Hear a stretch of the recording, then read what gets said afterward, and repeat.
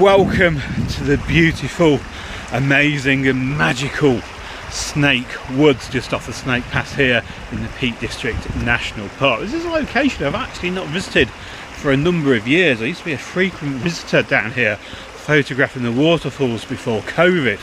But since COVID kicked in and everyone wanted to explore their local area, got into wild camping, that small minority ended up trashing this beautiful woodland, leaving lots of rubbish behind in areas where they've been having campfires. Just as I mentioned the word campfire, I walked past this location here. We've got, you see the scarred ground here where there's been a fire previously, along with these rocks here which have been circled to create a campfire, some charred wood over there as well. There's no rubbish thankfully here, but still, that having a fire here is such a big risk with all this dry wood around. Could easily destroy this area of the woodland here, which is absolutely stunning. Look at it, all these beautiful pine trees here. Really is a great shame. I had originally planned a bit of a route today, around about 2 kilometres, a circular walk from the main parking area, but doing a little bit of research online, I've now discovered that route is now blocked, sadly, and the only realistic walk that can be done around here is one that's more of a linear walk, a there and back type of walk. So what I decided to do instead, I thought, you know what, I'm just going to have a bit of an explore, follow me nose, see where I end up, and not really plan a specific route, and just see how this woodland has changed over the years. We're continuing along this path. You can see at the side of me here lots of evidence of forestry operations, and it's made the Snake Pass at the top there much more visible from this walk. It doesn't really feel as enclosed as it used to along this path. Down the bottom here we've got a little bit of a river and a number of very nice looking cascades. Look at this little mini waterfall here that's flowing over the top of a previously fallen tree.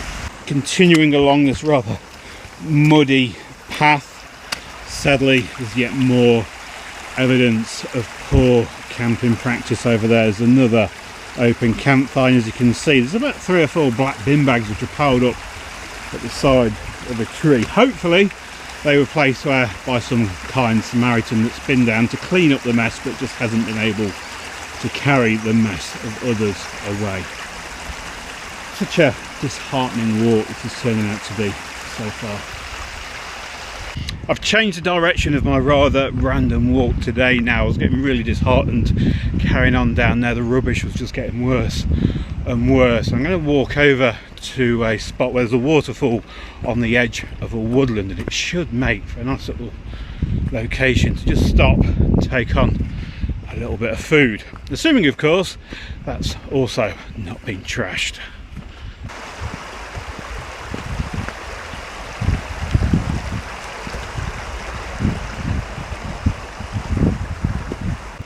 Now, despite all the negative points, the rubbish, the fire pits and the very disheartening sights of the trees being felled here, this continues still to be a very magical place. There's something about evergreen trees that just make a place so magical, although admittedly it doesn't feel very much in character with the Peak District National Park. It's a very unique woodland, I feel, when you look at the national park as a whole, and this sentiment seems to come across in the action plan for this woodland, which I had a brief look over before I headed out today. The plan for this woodland, which is managed by Forestry England, is to keep running it as a commercial type of operation, which means they're going to be felling trees and they'll be growing new trees. But disappointingly, it sounds like they're going to be felling all of these beautiful evergreen trees and replacing them with more English stereotypical deciduous trees. Now, I'm sure there are very good commercial and environmental reasons for this, but it just goes to show in a small matter of time, just a few years, this woodland is going to be a very, very different place.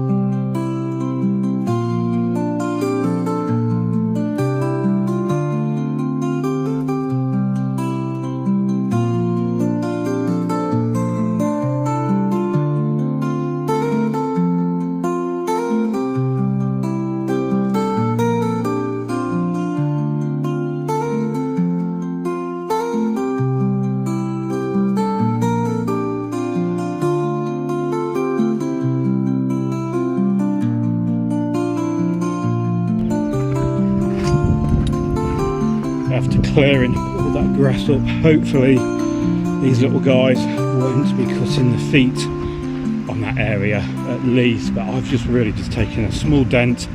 It's such a huge problem here. Now, if I'm being brutally honest, I did feel rather uncomfortable filming myself cleaning away that old campfire there with all the broken glass and stuff and piling it into the black bag that I brought with me.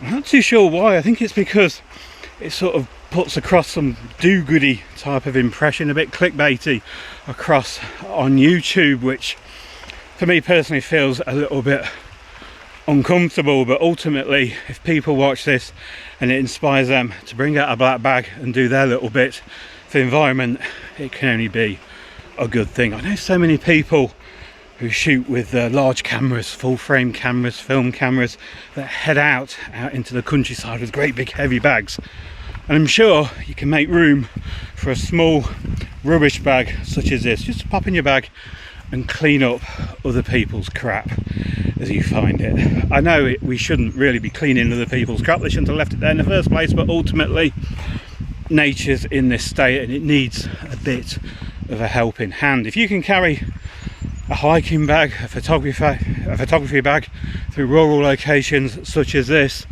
I'm sure it's not much more effort to carry one of these back to the car and dispose of it correctly.